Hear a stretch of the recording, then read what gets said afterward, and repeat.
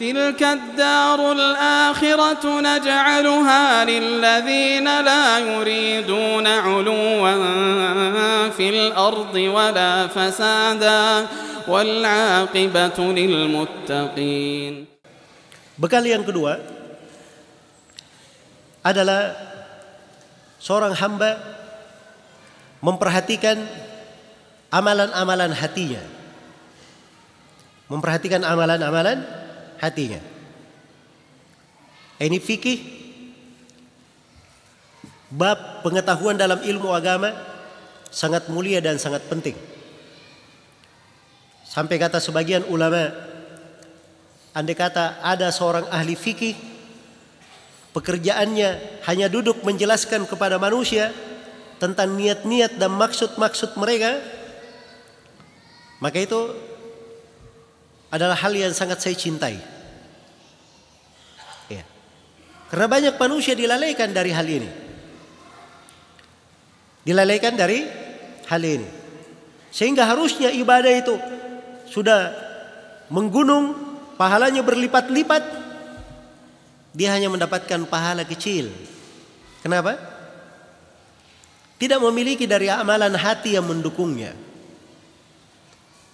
Tidak memiliki dari amalan hati yang mendukungnya. Iman itu, kata para ulama, al-qawlu bil lisani, wal i'tiqadu bil janani, wal amalu bil jawarihi wal arkan.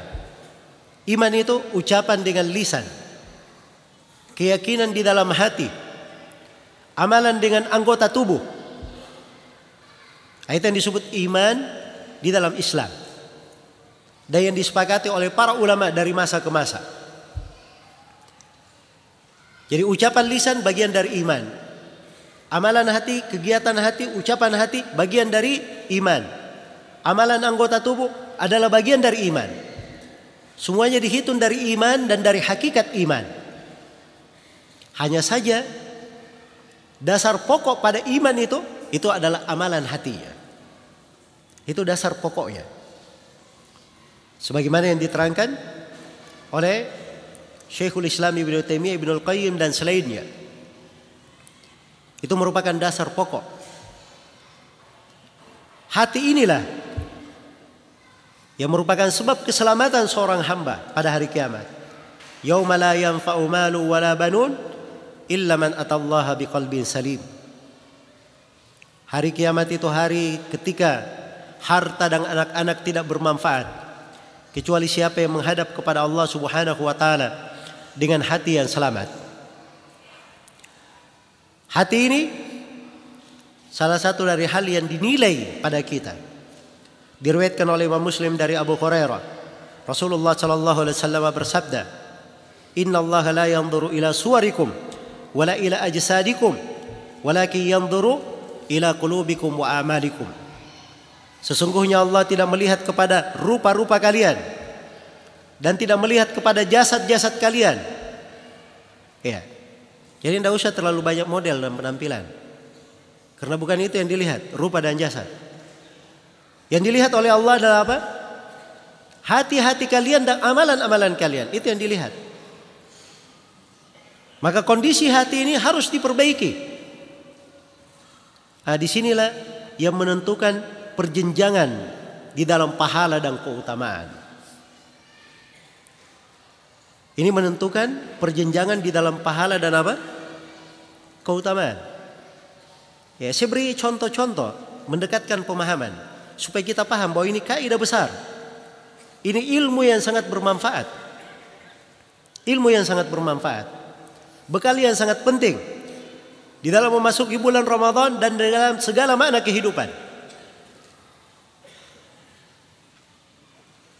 Saya ingin bertanya, apakah ada dari umat ini yang bisa menyaingi keutamannya para sahabat Rasulullah sallallahu alaihi wasallam?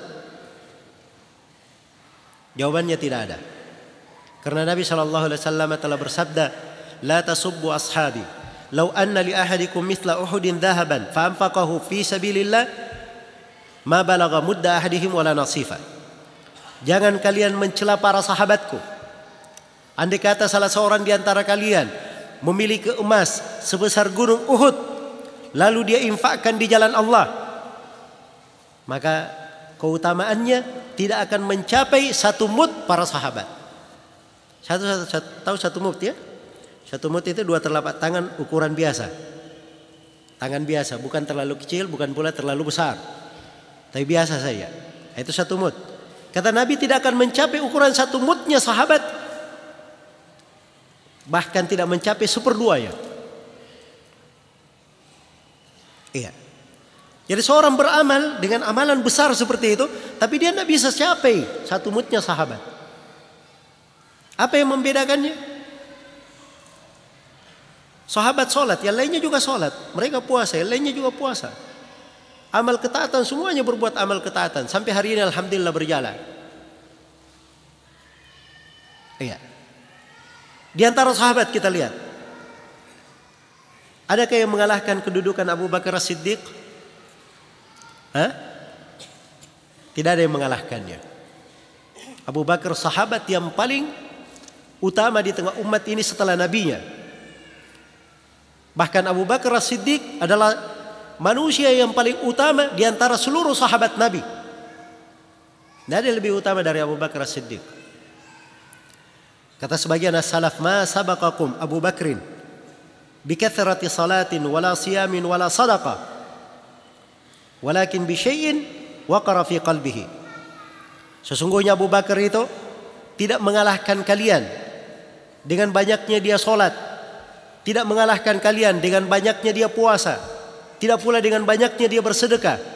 Tapi Abu Bakar mengalahkan kalian dengan sesuatu yang bercokol di dalam hatinya. Iya, sesuatu yang bercokol di dalam hatinya. Makanya tampak keagungan kedudukan Abu Bakar di dalam berbagai keadaan. Orang yang paling pertama membenarkan Nabi dan menerimanya sebagai seorang Nabi. Ketika manusia mendustakannya, Abu Bakar yang selalu mempercayainya. Iya. Ketika Nabi SAW kesulitan bahkan menghadapi sahabatnya sendiri, Abu Bakar yang paling pertama mendukungnya. Itu Abu Bakar As-Siddiq radhiyallahu ta'ala anhu. Sesuatu yang bercokol di mana? Di dalam hatinya.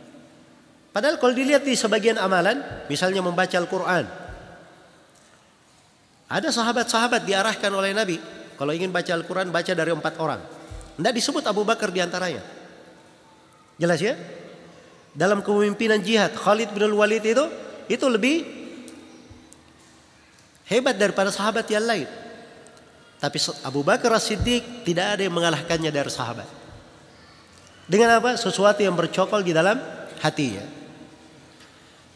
Jadi kalau diibaratkan kehidupannya para sahabat ini dengan orang yang datang setelahnya, itu seperti yang dikatakan oleh seorang penyair. Man li bimithli sayri kal mudallali tamshi ruwaidan wa taji fil awwali. Siapakah yang bisa menunjukkan kepadaku gaya berjalanmu yang penuh dengan petunjuk itu? Engkau berjalannya pelan-pelan, tapi finishnya paling awal. Jadi ibaratnya kita ini umat Islam, kalau berlomba kita semua lepas dari garis start yang sama, startnya sama. Begitu start sahabat jalannya pelan-pelan, tapi begitu sampai finish mereka sudah ada jauh di depan. Itu jalan hidupnya para sahabat. Iya. Yang dilihat itu bukan kuantitas banyaknya amalan, tapi yang dilihat adalah kualitas dari amalan tersebut. Iya. Dan disinilah amalan hati mempengaruhi, membedakan. Kata sebagian as-salaf, ada 2 orang sholat berjamaah. Ada 2 orang ya menjadi makmum dalam sholat berjamaah. 2 orang ini namanya imamnya sama, satunya ketika mereka berdua sholat gerakannya semua sama, kan ikut imam kan, sampai salam. Tapi kata para salaf, yang pertama sholatnya di bumi, yang satunya lagi sholatnya di langit. Gerakannya sama, apanya yang membedakan? Ini pasti sesuatu yang berada di mana? Di dalam hati, dari rasa khusyuk, keikhlasannya kepada Allah Subhanahu wa taala, kesungguhannya dalam ibadah, bagaimana dia memahami bahwa sholat yang dia lakukan itu anugerah yang besar. Bagaimana ketika dia sholat, dia anggap dirinya kurang di dalam sholatnya, sehingga dia ingin menyempurnakannya. bagaimana dia merasa selalu diawasi oleh Allah. Itu kan mana-mana membedakan